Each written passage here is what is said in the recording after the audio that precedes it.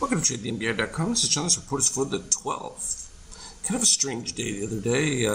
We reached the peaks and did so on like incredibly low volume. Of course, it was the continuation from the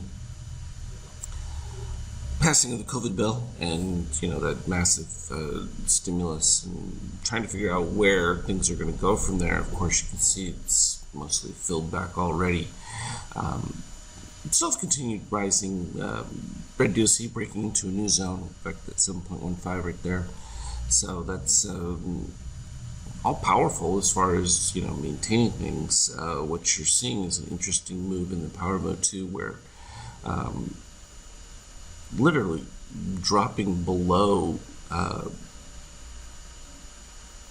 green, which is an unusual kind of confluence, sort of like happened back over here. I guess that would have been, beginning of the year.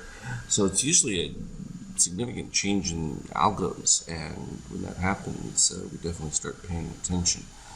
In this particular case, it led to a little bit of sideways before a little bit of retracing. We saw those big declines that took place at the start of end of January, beginning of February. So we'll definitely be keeping an eye out for the changes and seeing if we get greater short activity from an NQ standpoint. Interesting that it hits the 50% and rejects right off of that one immediately. So we'll see if that it's going to have more downside leg to it from a gold standpoint. A little short-lived on that bump. We weren't expecting much from this anyway, too, because that shakeout is just horrific from a build standpoint. It's going to have to probably roll over and retest the lows and come back up before it creates that same situation here in the euro. And I think that we can see. I think this is what's hilarious about it. I mean, you look at the day before, and you have this massive. I have to keep scrolling back, and you look at how tiny that was on positive extremes. And sure enough, with those positive extremes, they started all the way back at the beginning of the move. So the first one's right down here. I haven't quite filled that one, but everything else from there that started with these all got filled back. So pretty straightforward.